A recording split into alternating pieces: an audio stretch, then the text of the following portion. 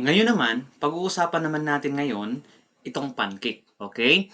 Ngayon matututunan mo kung papaano mo ito mama-maximize, papaano mo ito magagamit diyan sa business na ginagawa mo, especially kung meron kang product na ino-offer o di kaya naman meron kang, services na gusto mong i-offer. Puwede rin itong magamit mo, napaka-advantage ang meron itong pancake na 'to. Nung nakaraang video, tinuro ko sa inyo ano ang laman nitong pancake na 'to, anong meron sa pancake na 'to. Okay, pinakita ko sa inyo na merong web cake, merong, store cake, merong boot cake, at merong POS itong pancake na 'to. Kaya ngayon naman, ituturo ko sa inyo yung, step by step papaano ka makakapagsimula, okay, kung gusto mong magamit itong pancake na 'to. Gusto mong maintindihan ano ba talaga ang function ng pancake na 'to. Kaya tune in ka lang dito sa video na 'to dahil ituturo ko sa'yo ngayon, okay. So, sa ngayon pupunta tayo dito, okay. Ide-demo ko sa inyo ng, mas detalyado, okay. Ide-demo ko sa inyo, ng step by step papaano kayo makakapagsimula, okay, na magamit itong technology na 'to para at least kahit papaano masimulan niyo ito agad, okay. Kung meron kang product ngayon na ipino-promote, binebenta online, mas maganda kung, masisimulan mo ito agad. Always remember na kapag nag-learn ka, always ka dapat mag-a-act, gagawa ng steps. Okay? Kasi naniniwala ako na learning cannot produce, but by practicing what you have learned, it can produce something that you want. Okay? So ngayon, punta tayo sa Facebook. Meron na ako ditong inihanda, okay, na Facebook page. Actually, for the sake of example lang 'to para at least masundan niyo ano yung mga gagawin niyo. Okay, so example lang 'to.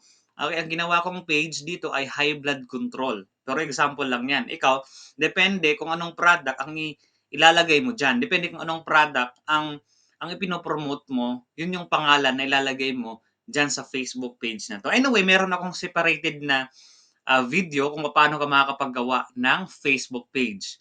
Okay? Tingnan mo lang yung dito sa YouTube account ko at doon step by step tinuro ko kung paano ka makakapaggawa ng sarili mong Facebook page para diyan sa business na ginagawa mo. Okay, so ngayon ito ginawa ko na 'to, pero wala pa akong mga post dito kasi bago lang 'to kasi ang goal ko today hindi, ituro paano gumawa ng Facebook page kundi papaano iko-connect yung Facebook page mo dun sa pancake, okay.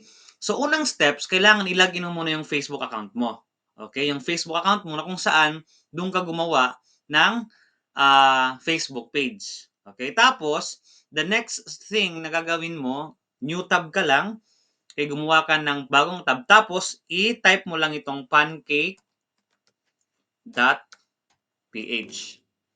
alright. So, mapupunta ka dito sa ganito, okay. Mapapansin niyo yung page ko diyan, hindi pa nag-appear, okay, kasi hindi ko pa siya kinonect. Ang kagandahan kasi dito sa pancake na 'to, kahit, marami kang page, puwede mong ma-manage ito, okay. Puwede mo itong, magawa, kahit sa TikTok, meron kang account sa TikTok, meron kang account sa Instagram, meron kang account sa Shopee, meron kang account sa iba't ibang platform, okay. Puwede mo itong magamit. Itong kagandahan sa pancake, hindi lang siya limited sa Facebook lang.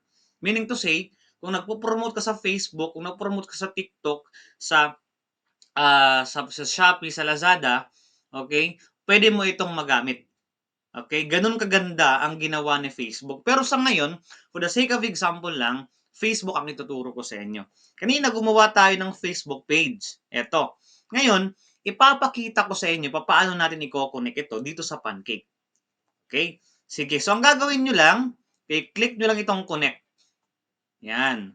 Tapos mapapansin niyo kanina 'di ba sabi ko sa inyo kanina, okay, puwede itong i-connect kahit, sa ibang platform, sa Facebook, Instagram, TikTok, WhatsApp, Telegram, Shopee, Line Chat, plugin, Lazada, Tokopedia. Marami pa 'yan, okay. Pero sa ngayon, Facebook lang gagamitin natin kasi 'yun yung, ginagamit kong platform, okay. So, connect mo lang. Okay, reconnect mo lang para yung page natin mai-connect natin, okay, dun sa Pancake. Continue mo lang account, itong account na ginagamit ko ngayon for the sake of example lang 'to. Tapos continue mo lang, then click mo lang itong opt-in to all current, and future businesses, then continue mo lang. Then, pipiliin mo dito kung ano yung page, okay, na gusto mong i-set up. Ito yung page na ginawa ko, yung high blood control, pangalan niya. Okay, continue mo lang. Click mo lang yan, tapos continue, then continue again, then isi-save mo lang ito. Okay? Yan, ganyan lang kasimple. Save mo lang yan, tapos got it. Then, antayin mo lang. Then after that, okay, i-click mo lang itong connect. Tapos makikita mo na dyan, yan, yung page na ginawa natin. Tapos i-click mo lang yung page na yan. Then, activate connection. Activate connection. So, boom! Makikita mo na dito, okay? Makikita mo na dito, andito ka na sa pancake. Antayin lang natin kasi medyo ma-loading. Yan. So, itutur ko kayo anong meron dito sa pancake. Anong feature ang pwede mong magamit dito sa pancake. Okay. Na-connect na natin yung Facebook page natin. Okay, ngayon naman tuturo ko sa inyo ano naman ang mga ang meron ang feature na pwede mong magamit dito sa pancake na to. Okay? So, 'yun. Tuturo ko lang sa itong 5. Itong conversion, orders, post, statistic at settings. Anong mga advantage na pwede mong magawa dito? Okay, so una itong conversion. Yan. Ang maganda sa conversion, itong pinakamaganda. Okay? Dahil, let's say for example, ito, mas mapapadali yung pag-reply mo sa mga client mo. Okay? So for example, may nag-order ito. Kanina nag-send ako ng contact number. Yan. Mapapansin nyo, every time mag-send ng contact number ang mga client nyo, ito, yung number naka-highlight. Naka-highlight. Kasi, itong number na to, automatic na re-record ito ni Pancake. Okay? At ang maganda dito, dahil pwede kang mag-send ng invoice. 'Di ba? So for example, nag-place ng order yung client mo, bumili ng food supplement, itong product natin. Nag-send ng details, contact number, address. Pag iyan, sinend niya, nare-record yan dito sa bandang right. Yan. Yan. Tapos ikaw, pwede mong i-edit yan. Edit mo lang yan. Tapos, ilagay mo dito yung address niya, barangay. Nandito na yung name niya, yung number. Ito yung number, oh, di ba? Hindi ko tinype yung number, pero automatic na-record niya. Yan. So, type lang dito, barangay 81. Sample lang yan. Okay, Tacloban City. Hindi ko alam kung tang barangay yan. Tapos, itong province na to, okay, syempre, ilagay mo lang Danleyte. Okay, Tacloban. Anong barangay? 81. Yan, barangay 81. Maras-Baras. Yan, so nandiyan na yung details. Tapos, ito kasi, bago lang itong page na to, hindi pa natin to nagawa ng POS. Okay? Kaya wala pang product na lalabas dito sa search product. Pag nakita itong search product, kung ano yung product na bilhin niya, okay, kahit anong i-type mo dyan, walang lalabas yan kasi wala pa tayong stocks na nilagay dyan sa, natin, sa POS. Kaya gagawa tayo ng separated video paano gawin yung POS. Okay, para mag-appear dito yung stocks, yung product na binibenta mo, ang mga promo na binibenta mo. Okay? So, yan ngayon, ito lang muna, tinutur ko lang muna kayo anong meron dito na pwede natin gawin sa POS. Tapos, save mo lang yan. Yan. Pagka-save mo yan, click mo yung information, tapos click mo itong confirm. Confirm. Yan. At masisend na sa kanya yung POS. Okay? Yung in-order niya. Pero kagaya nga ng sinabi ko, hindi pa natin na set up yung POS, kaya wala pang nasisend sa kanya. Okay?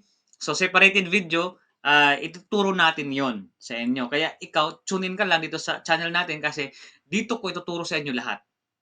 Okay? So, ang kagandahan din dito sa POS, dahil kapag may nag-inquire sa'yo, pwede mong ma-tag dito.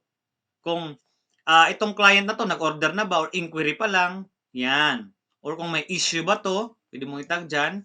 Okay? Or kung kaya naman, hindi mo na-replyan, pwede mong lagyan dito ng reply later para mabalikan mo. Okay? Para mabalikan mo. Tapos, ang kagandahan dito, kasi pwede mo ma-filter. Okay, ma-filter kung ano yung gusto mo lang makita. Okay, 'yan dito. Sige lang, sa susunod na mga araw tuturo ko sa inyo papaano gawin lahat ng 'yan. Okay. So 'yun, ito naman ang next is itong order, itong POS. 'Yan, click niyo lang itong order, 'yan. Dito naman sa order, okay, dito papasok lahat ng mga data, details ng mga nag-order sa'yo. Meaning to say, lahat ng magse ng details, lahat ng magse ng information nila, dito mare-record ni Pancake sa POS para dito mapadala mo, okay, mapa-ship mo yung product na in-order ng mga client mo. Nandito lahat ng details. Mapapansin niyo, meron na ditong isang order dahil kanina naglagay tayo dito ng number. Automatic 'yan, 'pag nag-send ka ng number, mag ma ma mako-collect ni Pancake, mare-redirect siya, mapupunta siya dun sa POS. Okay? Pero kulang pa siya sa information. Kung mapapansin niyo wala pa siyang product dito, no product kasi hindi pa tayo gumawa ng SKU or product dito sa POS. At gagawa ko ng separated video paano gawin 'yon. Okay, ng step by step at ng mas malinaw para mas matutunan mo talaga papaano mo magagawa itong POS. Paano mo maximize ito? Anong mga feature naman ang meron dito sa POS? Okay? So, yun, separated video or separated topic lang ito kasi mas mahaba 'to, medyo technical ito na part.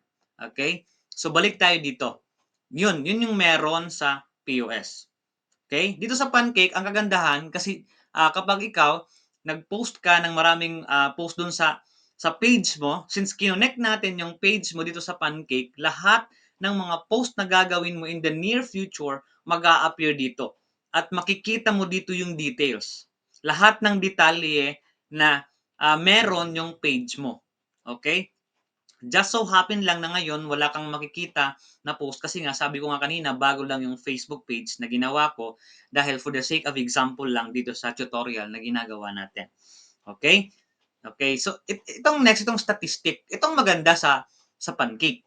Dahil lahat ng data naga-gather niya, nakukuha niya. Ikaw na may-ari ng business mo, na may-ari ng product mo, makikita mo yung data, yung numbers kasi ako I believe numbers is very important for you to scale your business. So ngayon, ang maganda dito sa Pancake na nare-record niya bawat galaw ng mga client mo. Okay? Kaya ikaw, alam mo pa paano mas i-improve yung marketing strategy mo gamit itong statistic na binibigay ni Pancake. Makikita mo dito, may connection dito, okay? Tapos, users.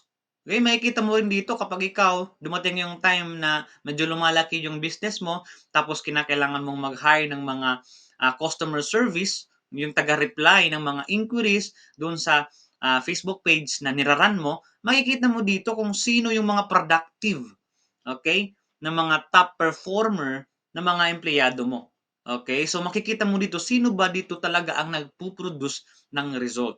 Yun yung kagandahan sa feature na meron si Pancake. Okay? So ngayon, ito naman, itong part na to, ito yung engagement. Dito mo makikita kung ilan ba talaga yung nag engage sa mga post mo, sa ads mo, at saka dito mo monitor kung effective ba talaga yung marketing strategy na ginagawa mo dyan sa Facebook page mo. At dito mo rin makikita kung ilan yung pumasok na orders. Kung new customer ba to or yung old customer. Dito mo mapapansin kasi itong statistic na to, connected din siya dun sa POS. Okay? Malalaman mo kung yung product mo ba talaga ay maraming nagre-reorder. Okay? Kung malakas ba talaga yung retention, kung malakas ba talaga yung repurchase. Meaning to say, effective yung product mo, dito mo siya makikita. Okay? So, yung kasi yung pinaka-main goal natin sa business na makapag-create ka ng list ng mga tao na paulit-ulit bumibili ng product mo kasi effective at nakakatulong sa kanila. Dito mo yun makikita at maiintindihan, okay, na maganda pala yung product mo at mas i-improve mo pa. Okay? So, dito naman ito yung tagging. Okay? Dito mo rin makikita based on data, 'di ba kanina nasabi ko sa iyo na dun sa part ng sa pag-reply ay pwede mong i-tag kung ang itong client mo nag-order na, itong client mo may merong issue, itong client mo nag-repurchase na. Dito, makikita mo sa data na 'to, makikita mo kung ilan or anong tag ang mas marami. Makikita mo kung, gaano karami pumapasok na order, kung confirm man 'yan or kung repurchase man 'yan, makikita mo dito kung kung gaano karami, okay, yung, mga bumibili. So, very helpful din itong tagging na 'to, napakagandang, feature dito ni Pancake. Later on, i-di-discuss ko rin ito sa mga susunod na mga video, i-di-discuss ko kung paano mo ito magagawa, okay. At ito ang isa sa mga favorite na feature na gusto ko sa Pancake, itong ads. Dahil darating yung time magra-run ka ng ads, okay, para, ma mas maparami mo yung sales mo. Dito, ito yung katulong mo para i-monitor mo, para ma-monitor mo yung, data ng ads mo, pumapasok, okay, yung napo-produce ng ads mo. Dito mo makikita at matutulungan ka paano mas i-scale yung product na binebenta mo. Okay? So ganyan ang kagandahan dito sa Pancake. Okay? Next is the settings. Itong settings napaka-basic lang nito actually, itong general settings. Maintindihan mo naman ito kapag binasa mo. Basically sa settings, 'pag naintindihan mo kung ano lang yung mga gustong feature na gusto mong, ah, magamit dito sa Pancake, yun lang yung i-on mo. 'Yan, may mga button diyan na on and off. Ikaw lang bahala kung anong gusto mong, mag-run or anong gusto mong mag-function based sa settings na ise-set up mo. Basic lang 'yan, okay. Ito naman yung conversation tags, 'yan. Diyan naman ginagawa yung mga tagging. Kung kanina napansin niyo, 'di ba pinakita ko sa inyo dun sa conversation merong inquiry, issue, urgent, reply, okay. Puwede mong ma-edit 'yan, okay. Puwede mong magawa itong instead of inquire, puwede mong magawa itong, confirm. Meaning to say na-confirm mo na yung order na, sinend ni client. So, puwede mong lagyan ng ibang kulay, 'yan. Tapos se-save mo lang siya. Mag-a-appear na 'yan dun sa, mga nire-replyan mo, okay. So ito naman 'tong replying helper, ito yung isa sa mga magandang feature kay Pancake. Dahil ang kagandahan dito puwede kang makapag-set ng mga reply na paulit-ulit na sagot sa paulit-ulit na tanong. Ang kagandahan dito nakakatulong ito para ma-save mo yung time mo sa kaka-type ng reply dun sa mga paulit-ulit lang na tanong ng mga client mo. Nakakatulong ito para mas maging efficient ang flow ng process mo. Mas mapapadali nitong, reply. Kaya nga tinawag siyang quick reply. So ngayon, actually, marami pa itong feature. Puwede mo itong puwede mo itong, tingnan, basahin, lahat-lahat. Sa ngayon yun lang muna ang tuturo ko sa inyo paano, makakatulong sa'yo itong Pancake na 'to. At sa mga susunod na video, ituturo ko sa inyo papaano gumawa ng POS, papaano i-connect lahat-lahat ng ito, at papaano makapag-run ng totally automated business diyan sa e-commerce business na ginagawa mo. Okay? Makakatulong at makakatulong ito sa'yo. Hopefully, meron kang natutunan sa video na 'to. Kung meron kang katanungan, don't hesitate, leave your comment below, okay? Comment ka lang sa baba anong mga gusto mong itanong para at least ako 'pag may time ako babasahin ko tapos gagawa ko ng video para sagutin yung tanong mo. Okay? So that's all for today. Thank you so much. Hopefully, nag-learn tayo today.